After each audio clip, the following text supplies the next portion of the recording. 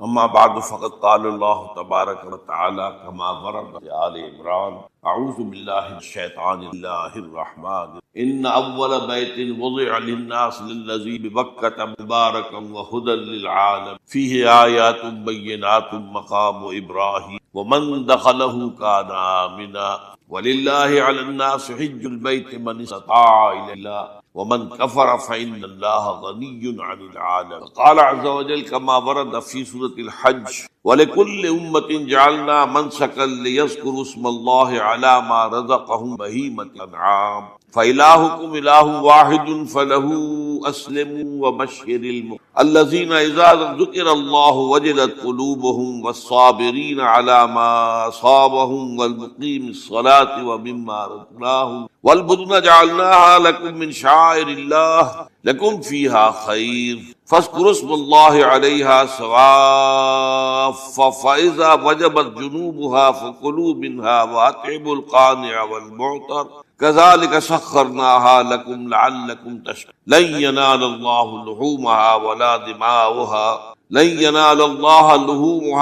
دماؤها ولكن يناله التقوى منكم كذلك سخرها لكم لتكبروا الله على ما هداكم وبشر المؤمنين. صدق الله. رب اشرح لي صدري امري واحلل عقدة من لساني يفقهوا قولي. اللهم ربنا الهمنا رشدا اللهم ارنا الحق حقا وارزقنا اتباعه وارنا الباطل باطلا آمین یا رب. آج ذی الحجہ کی تاریخ گویا کہ ٹھیک ایک ہفتے کے بعد اضحیٰ.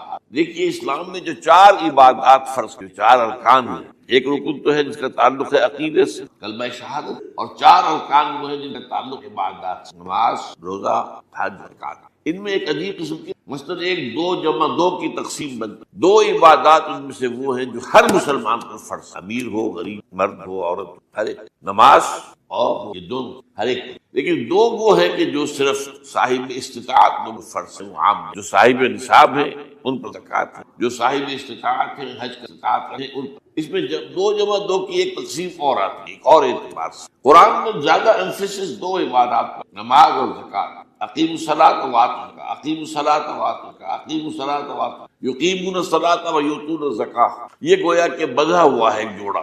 جبکہ یہ صورتحال جو ہے روزے کی بھی نہیں ہے. صلاۃ اور زکوٰۃ کا حکم بے شمار مرتبہ قرآن میں، اور روزے کے سارے احکام ایک مقام پر سورہ بقرہ کے 23 آیات میں سب کا سب بیان ہے. باقی تو بعض جگہوں پر اس کا صرف اس اعتبار سے تذکرہ ہے کہ اگر کوئی کفارہ ادا کرنا ہے اس کے لیے اتنے روزے رکھ لو، ورنہ یہ ہے کہ روزے کا اپنی جگہ پر مستقل بذات جو ہے وہ ذکر یا حکم. اس اعتبار سے غور کیجئے حج کا معاملہ بھی یہی ہے. وہ ایک تو یہ کہ سورہ آل عمران میں اس کی فرضیت کا کرایا، وہ میں نے آیات آپ کو تم پر ابھی. سورہ بقرہ کے 24ویں اور کچھ 25ویں رکوع میں کچھ اس کے مناسک بیان ہیں. سورہ حج کے 4تھے رکوع میں اس کے مناسک بیان ہیں. باقی پورے قرآن میں تو اس اعتبار سے فرق ہو گیا 2 جمع 2 کا. لیکن یہ جو جن کی اہمیت اس اعتبار سے کم ہو گئی، اللہ تعالیٰ کی عجیب حکمت نظر آئی کہ ہماری جو 2 عیدیں ہیں وہ ان 2 عبادات کے ساتھ منسلک. روزوں کے اختتام پر عید الفطر، حج کے ساتھ عید الاضحیٰ.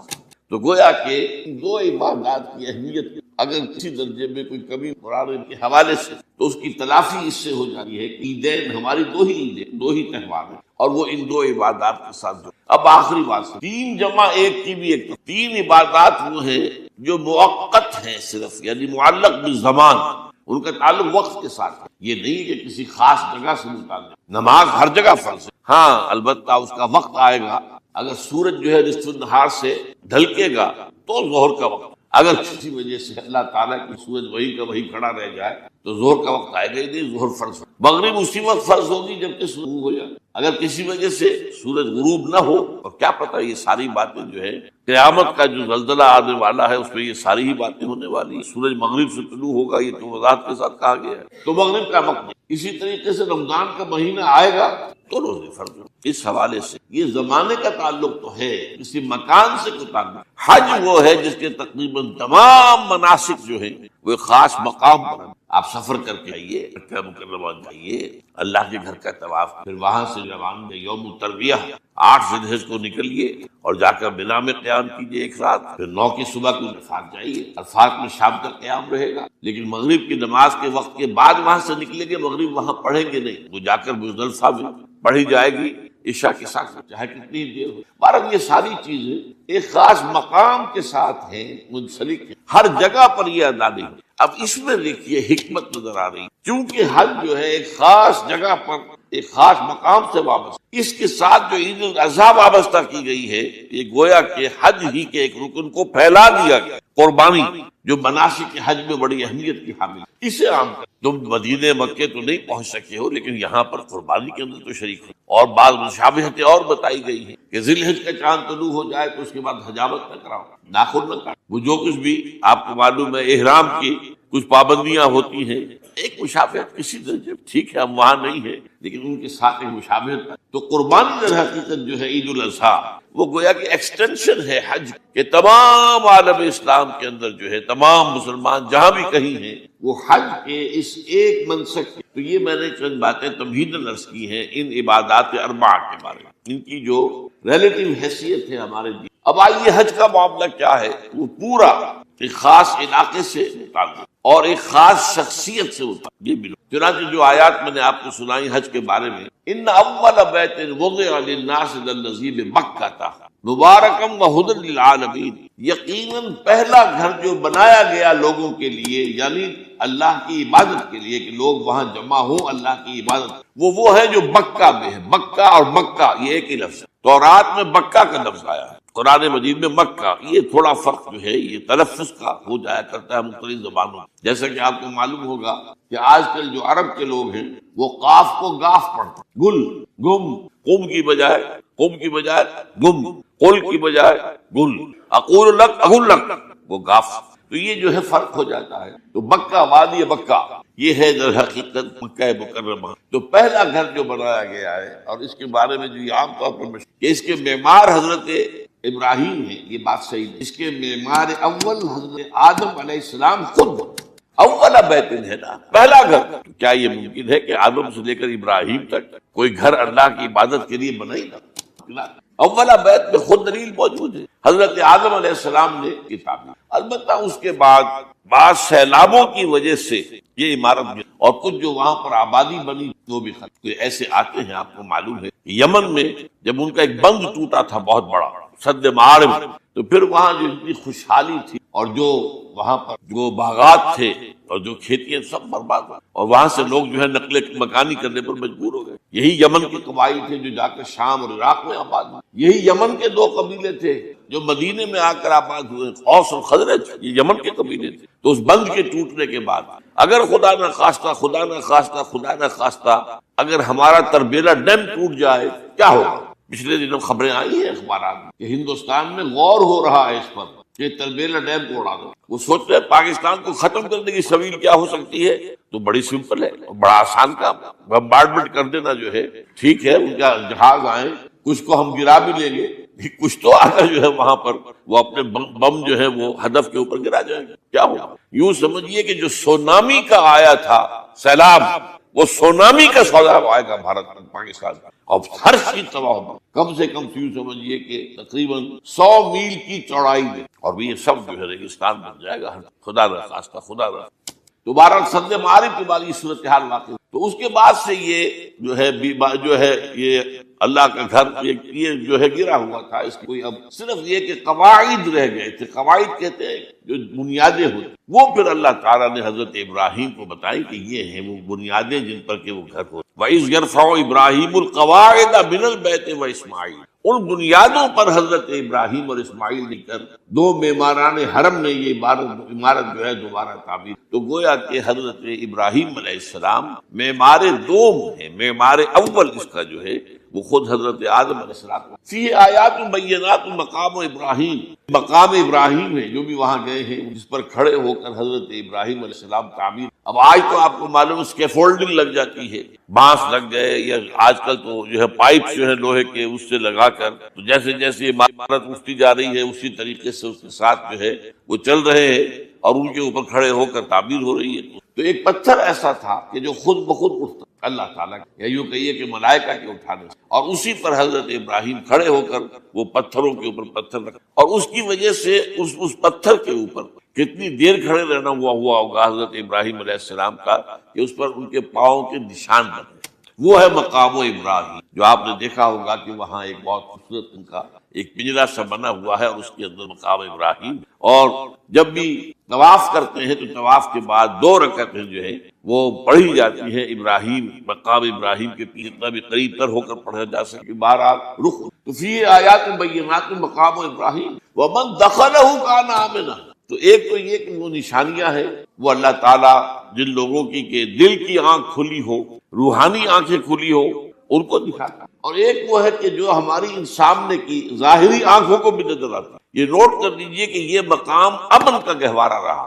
عرب میں لوٹ مار، قتل غارت، قتل کے بدلے میں قتل، پھر جواب میں قتل، لیکن اس وقت بدترین دور میں عربوں کا معاملہ یہ تھا کہ کوئی شخص فرض کیجئے کہ وہ کئی مہینے سے اپنے باپ کے قاتل کو ڈھونڈ رہا ہے تاکہ قصاص لے، اسے کہیں نظر نہیں آ رہا، اچانک حرم میں نظر آ جاتا ہے، وہاں وہ نقصان نہیں۔ یہ امن اللہ تعالیٰ نے اسے امن کی جگہ بلد الامین کہا گیا، امن والا شہر۔ تو یہ جو ہے یہ تو آج تک کی جو برکت ہے وہ ومن دخلہ کان آمنا وللہ علی الناس حج البیت من استطاع الیہ سبیلا، اور اللہ کا حق ہے اپنے بندوں پر کہ وہ حج کریں اس کے اس گھر کا جو کوئی بھی استطاعت رکھتا ہو سکتا۔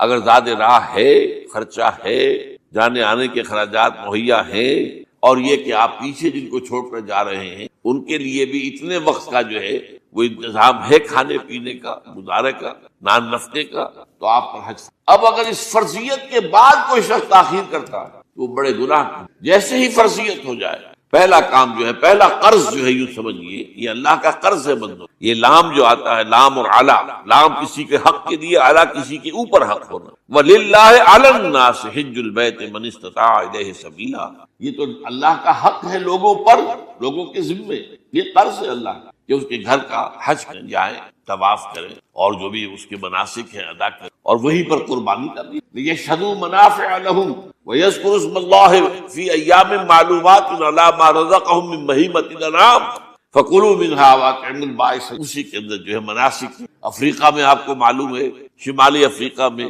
زیادہ تر لوگ جو ہے جیسے کہ ہندوستان پاکستان میں ویسے ہیں، لیکن آپ جنوب میں چلتے جائیے تو رنگ گہرا ہوتا چلا جائے گا، انتہائی سیارہ سب آ رہے، شکلیں جدا ہیں، زبانیں جدا ہیں، لیکن سب کے سب جو ہے ایک ہی نغمہ ان کی زبان پر ہے، ایک ہی نغمہ، کہیں واضح کہیں مبہم، وہ ایک ہی مذہب، لبیک اللہم لبیک، لبیک لا شریک لک لبیک، ان الحمد والنعمت لک والملک لا شریک لک۔ اب یہ ترانہ ہے، توحید کا ترانہ، اور گونج رہی ہے اس وقت، آپ اندازہ نہیں کر سکتے کہ وہ پوری سرزمین گونج رہی ہوگی اس ترانے کے ساتھ، کیونکہ تھوڑی تھوڑی دیر کے بعد نئے قافلے داخل، ابھی ایک قافلہ جو ہے اس نے سعی مکمل کی ہے، بلکہ اس کے دوران ہی ابھی اس کا ختم نہیں ہوا کہ تیسرا قافلہ چلا رہا۔ وہ تو یہاں تو ظاہر بات ہے کہ میں نے چونکہ ایک نقشہ اپنی نگاہوں سے دیکھا ہے مدینہ منورہ سے اور مکہ مکرمہ جاتے ہوئے رات کے وقت، کہ کہیں جو ہے وہ روشنیوں کی وہ قطار ٹوٹتی ہی نہیں، مسلسل معلوم ہوتا ہے کہ سڑک کے اوپر گاڑی ہے، مسلسل، کہیں اس کے اندر وقفہ ہی نہیں۔ اتنے بڑے پیمانے، اتنے بڑے پیمانے، اتنے بڑے پیمانے پر زبانیں جدا ہیں، ایک دوسرے کی زبان نہیں سمجھ، لیکن ایک زبان اور بھی ہوتی ہے بغیر بولے سمجھ میں آتی ہے، اس سے معلوم ہوتا ہے سب کے لیے محبت ہے، ہمارے بھائی ہیں تمام مسلمان۔ بعض کے اندر یہ محبت کا جذبہ زیادہ ہے، ترکوں میں انڈو پاکستان کے لوگوں کے لیے بہت محبت۔ اب وہ بات جو نہیں کر سکتے، سمجھا نہیں سکتے، لیکن ان کی آنکھوں سے، ان کے انداز سے وہ محبت ٹپکی پڑتی۔ تو عالمگیریت جو ہے اسلام، ہمگیریت، عالمگیریت، آفاقیت، اس کا جو مظہر نظر آتا ہے وہاں۔ پھر یہ کہ ہمارے ہاں کی جتنے بھی فرقہ بندیاں ہیں وہ وہاں ختم ہو جاتی ہیں، وہاں اہل حدیث ہے، حنفی ہے، مالکی ہے، شافعی ہے، حنبلی ہے، یہ کام بھی کیا ہے آ کر انہوں نے آل سعود، ورنہ اس سے پہلے جو ہے وہ 4 مصلے علیحدہ تھے، وہاں پر 4 جماعتیں علیحدہ ہوتی، یہ حنفی مصلی ہے، یہاں پہ حنفی امام ہے وہ پڑھائے گا، یہ شافعی مصلی ہے، شافعی امام ہے وہ نماز پڑھائے گا، تو یہ جو ایک تفریق تھی وہاں بھی موجود، انہوں نے ایک امام کے پیچھے جماعت، اسی میں حنفی بھی ہے، مالکی بھی ہے، شافعی، کچھ ہیں لوگ جو زیادہ، جن کے اندر کچھ زہر زیادہ گھل گیا ہے فرقے واریت، وہ پھر نہیں نماز پڑھتے، وہاں پر محروم رہتے، اس کی فضیلتوں کو چھوڑ کر جا کر کہیں اپنے جو ہے گھروں پر جہاں ٹھہرے ہوئے وہاں جا کے نماز پڑھ لیتے ہیں کہ یہ جو ہے وہابی ان کے پیچھے ہماری نماز میں، لیکن یہ عام تو نماز پڑھ۔ اور ایک سب سے بڑا مشاہدہ جو ہوتا ہے، جو مجھے سب سے پہلے ہوا تھا پہلے حج، یہ 1962 کی بات ہے، تو میں نے محسوس کیا کہ نماز کے اندر اختلافات جو ہے اسلام مسلمانوں میں صرف اتنے ہیں کہ جس سے جماعت نہیں ٹوٹتی۔ اختلافات ہے، رفع یدین ہے یا نہیں ہے، آمین بالجہر ہے یا نہیں ہے، اختلافات تو ہے، لیکن جماعت نہیں ٹوٹتی. وہ جو ڈرل ہے، ڈرل جیسے کہ ڈرل ہوتی ہے، آرمی پریڈ ہو رہی ہے، وہ ڈرل ختم نہیں ہوتی. ایسا نہیں ہے. میں نے جب سوچا اگر کسی مسلک کے نزدیک رکوع بھی دو ہوتے جیسے سجدے دو ہیں، تو وہ لوگ تو ایک رکوع کے بعد دوسرا رکوع کرتے اور باقی لوگ سجدے میں چلے گئے ہوتے، جماعت ٹوٹ جاتی. یا اگر کسی کے نزدیک ہر رکعت کے اندر جیسے رکوع ایک ہے، سجدہ بھی ایک ہی ہوتا، تو کچھ لوگ تو ایک سجدہ کر کے کھڑے ہو جاتے اور دوسرے لوگ جو ہے دوسرا سجدہ کرتے، جماعت ٹوٹ جاتی. یہ میں سمجھتا ہوں کہ کس نے یہ طے کیا کہ ٹھیک ہے آپ میں رنگا رنگی بھی ہو، اے ذوق اس چمن کو ہے زیب اختلاف سے، اختلاف بھی ہے، رفع یدین بھی ہو رہا ہے، عامل جہل بھی ہو رہا ہے، نہیں بھی ہو رہا ہے، لیکن وہ اجتماعیت نہیں ٹوٹی. یہ وہ یوں سمجھیے کہ زندہ معجزہ ہے اسلام کا. یہ 1400 برس بیت گئے ہیں اور کتنے بڑے علاقے میں یہ اسلام پھیلا ہے، اور یہ کہ مختلف مسالک وجود میں آئے، اس میں کوئی شک ہے. حنفی ایک علاقے کے اندر آپ کو ملیں گے صرف شافعی، ہندوستان کا بھی مغربی ساحل کے صرف شافعی. اس سے آگے آپ جائیے کیونکہ یہ عرب تاجروں کے ذریعے سے ایمان لائے ہیں، یہ لوگ سری لنکا کے لوگ ہیں، انڈونیشیا کے لوگ ہیں، ملیشیا کے لوگ، سب شافعی. ہندوستان میں چونکہ اوپر سے شمال سے آیا ہے اسلام، یہ ترکوں کے ذریعے سے آیا ہے اور وہ کٹر حنفی تھے. یہاں حنفیت آئی. ترک جو ہے کٹر حنفی. یہ ترکی تو تھے جو آئے تھے. یہ کون تھا؟ محمود غزنوی کون تھا؟ سبکتگین کون تھا؟ الپتگین کون تھا؟ بختیار کاکی کون تھا؟ قطب الدین بختیار کون تھے؟ سب ترک. اور ترک بھی کون؟ غلامان، خاندان غلامان یاد ہے. لیکن 12 ان کے سرے سے جو اسلام ان کے ساتھ آیا ہے وہ خالص ہے. وہاں جا کر سب جمع ہوا ایک وحدت کے اندر. تو یہ جو مشاہدات وہاں کے جو ہماری ظاہری آنکھوں سے قلب کے اوپر بڑا گہرا اثر. اب میں ایک موضوع لے رہا ہوں، یہ جو قربانی کا مسئلہ ہے، اس کے بارے میں ایک زمانے میں تو بہت منکرین حدیث اس کے خلاف بڑی جو ہے ایک مہم چلی تھی کہ ختم کیا جائے. یہ خام خواہ جو ہے خرچ ہوتا ہے بہت بڑا اور ضائع ہوتا ہے گوشت. اتنے بڑے پیمانے پر گوشت ہوتا ہے، کھایا نہیں جاتا. اچھا ایک زمانے میں فریج بھی نہیں کہ آپ محفوظ کر دیں، گوشت ضائع بھی ہو سکتا، اور بھی چیزیں جو ہے وہ گوشت کی وہ صحیح طور سے استعمال نہیں ہوتی. تو اس کے اوپر بڑا پروپیگنڈا منکرین حدیث کا رہا کہ یہ جو ہے قربانی صرف حج کے موقع پر. میں اس کی نفی کے لیے آج آپ کو بتا رہا ہوں کہ سورہ حج کے اندر جو 2 رکوع ہیں، ایک چوتھا ایک پانچواں، چوتھے رکوع میں بھی قربانی کا ذکر ہے، پانچویں میں بھی قربانی کا ذکر ہے. یہ ایک دم جو ہے ایک جگہ پر جو 2 طرح کی قربانیوں کا ذکر ہو رہا ہے. یہ کیوں ہو رہا ہے؟ چوتھے رکوع میں وہ مناسک حج کے ساتھ وہاں جو فرمایا گیا لِيَشْهَدُوا مَنَافِعَ لَهُمْ وَيَذْكُرُوا اسْمَ اللَّهِ عَلَى مَا رَزَقَهُم مِّن بَهِيمَةِ الْأَنْعَامِ فِي أَيَّامٍ مَّعْلُومَاتٍ عَلَى مَا رَزَقَهُم مِّن بَهِيمَةِ الْأَنْعَامِ فَكُلُوا مِنْهَا وَأَطِعِمُوا الْبَائِسَ الْفَقِيرَ. وہاں پہ قربانیاں دو، پھر اللہ کا نام لو ان جانوروں پر جو اللہ نے تمہیں عطا کی، ان جو معین دنوں کے اندر دو، فی ایام معلومات، اور پھر اس میں سے خود بھی کھا. اور جو ہے جو جیسے صدقہ کا گوشت ہوتا ہے وہ نہیں ہے، وہ قربانی کا گوشت سے آپ خود بھی اور غرباء کو کھلائیں، غریبوں کو دے، مسکین کو دے. تو یہ پورا حکم آ چکا چوتھے رکوع کے اندر. پانچواں رکوع پورا کا پورا جو ہے وہ عید الاضحیٰ پر ہے میرے نزدیک. یہی حکمت صوم کے بارے میں کہ وہاں جب ایک حکم تکرار کر کے آیا کہ پہلے فرما دیا گیا فمن کان منکم مریضا او علی سفر فعدۃ من ایام اخر، اگر بیمار ہو کوئی اور یہ یا کہ سفر پر ہو تو وہ تعداد دوسرے دنوں میں پوری کرے. پھر کیا وجہ دوبارہ آ رہا ہے؟ شہر رمضان الذی انزل فیہ القرآن ھدی للناس وبینات من الہدی والفرقان فمن شہد منکم الشہر فلیصم ومن کان مریضا او علی سفر فعدۃ من ایام اخر. کیوں؟ یہ تو ادبی اعتبار سے یہ کلام کا عیب شمار ہوتا، تکرار بلا کسی سبب کے نہیں. وہاں کیا تھا؟ وہاں ان 2 رعایتوں کے ساتھ تیسری بھی شامل تھی کہ اگر صحیح ہو اور مقیم ہو پھر بھی روزہ نہ رکھو تو ایک مسکین کو کھانا کھلا دو. یہ رعایت ختم ہوئی ہے رمضان کے روزے کی، اب رکھنا پڑے گا روزہ. اور اگر بیمار ہو یا سفر پر ہو تو ٹھیک ہے دوسرے دنوں میں پورا کرو، پورا کرنا لازم. تو یہ چیز جو ہے یہ در حقیقت کسی وجہ سے بالکل یہی بات ہے. سورہ حج کے چوتھے رکوع کے اندر وہ جو قربانی ہے حج کے ساتھ اس کا ذکر آ چکا. اب سنیے یہ جو آ رہا ہے، فرمایا وَلِكُلِّ أُمَّةٍ جَعَلْنَا مَنسَكًا، ہر امت پر ہم نے ایک جو ہے قربانی کا معاملہ نازل وہ جو ہے فرض کیا ہے. میں نے چونکہ آج شروع میں کہا تھا کہ صوم اور حج مشابہت ہے. دیکھیے صوم کا حکم بھی آیا تھا تو کس طور سے آیا تھا؟ یا ایھا الذین آمنوا کتب علیکم الصیام کما کتب علی الذین من قبلکم لعلکم، اہل ایمان تم پر روزہ رکھنا فرض کیا گیا جیسے کہ فرض کیا گیا تھا ان پر جو تم سے پہلے. یہاں پر اسی حوالے سے بات ہے کہ اے مسلمانوں یہ قربانی صرف تم پر فرض نہیں کی جا رہی، یہ تو ہر امت پر، ہر نبی ہر رسول کی امت. وَلِكُلِّ أُمَّةٍ جَعَلْنَا مَنسَكًا لِيَذْكُرُوا اسْمَ اللَّهِ عَلَيْهَا، تاکہ وہ نام لیں اللہ کا علی ما رزقہم من بہیمۃ الانعام، جو کچھ اللہ تعالیٰ نے یہ چوپائے جو ہیں حیوانات ان پر اللہ کا نام لے کر چھری پھیری جائے، اللہ کے نام سے ذبح کیا جائے. فَإِلَٰهُكُمْ إِلَٰهٌ وَاحِدٌ فَلَهُ أَسْلِمُوا. تو یہ جان لو کہ اس قربانی کی اصل روح کیا ہے، وہ یہ ہے کہ اللہ تمہارا ایک الہ ہے، اسی کے سامنے تم جھکانا. یہ روح تقویٰ اگر نہیں ہوگی تو یہ قربانی بے معنی ہوگی. سورہ حج کے چوتھے رکوع کے اندر وہ جو قربانی ہے حج کے ساتھ اس کا ذکر آ چکا. اب سنیے یہ جو آ رہا ہے، فرمایا وَلِكُلِّ أُمَّةٍ جَعَلْنَا مَنسَكًا، ہر امت پر ہم نے ایک جو ہے قربانی کا معاملہ نازل وہ جو ہے فرض کیا ہے. میں نے چونکہ آج شروع میں کہا تھا کہ صوم اور حج میں کچھ مشابہتیں ہیں. دیکھیے صوم کا حکم بھی آیا تھا تو کس طور سے آیا تھا؟ یا ایھا الذین آمنوا کتب علیکم الصیام کما کتب علی الذین من قبلکم لعلکم تتقون. اہل ایمان تم پر روزہ رکھنا فرض کیا گیا جیسے کہ فرض کیا گیا تھا ان پر جو تم سے پہلے. یہاں پر اسی حوالے سے بات ہو رہی ہے کہ مسلمانوں یہ قربانی صرف تم پر فرض نہیں کی جا رہی، یہ تو ہر امت پر، ہر نبی ہر رسول کی امت پر. وَلِكُلِّ أُمَّةٍ جَعَلْنَا مَنسَكًا لِيَذْكُرُوا اسْمَ اللَّهِ عَلَيْهَا، تاکہ وہ نام لیں اللہ کا، عَلَىٰ مَا رَزَقَهُم مِّن بَہِیمَةِ الْأَنْعَامِ، جو کچھ اللہ تعالیٰ نے انہیں رزق دیا ہے. یہ چوپائے جو ہیں حیوانات قسم کے ان پر اللہ کا نام لے کر چھری پھیری جائے، اللہ کے نام سے ان کو ذبح کیا جائے. فَإِلَٰهُكُمْ إِلَٰهٌ وَاحِدٌ فَلَهُ أَسْلِمُوا.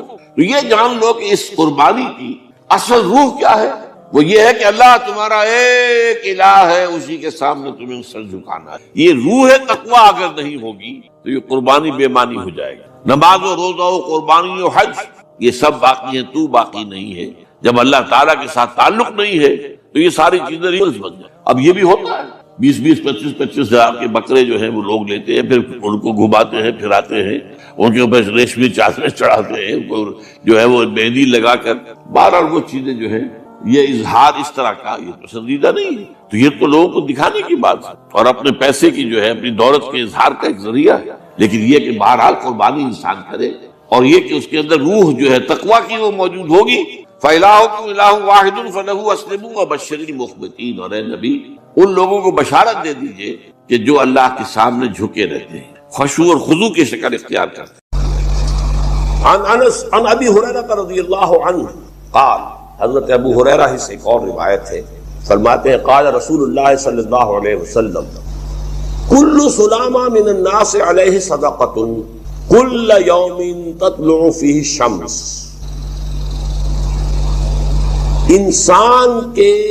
انسانوں کے ہر جوڑ پر ایک صدقہ واجب ہے. ہر روز جو طلوع ہوتا ہے تو ہر جوڑ کا صدقہ. یہ انگلی کا جوڑ ہی اگر لاک ہو جاتا، آج صبح آپ اٹھتے ہو یہ لاک ہے تو کیا ہوتا؟ گھٹنا لاک ہو جاتا، کونی لاک ہو جاتی. صبح کو انسان اٹھے کہ میں بھلا چنگا ہوں،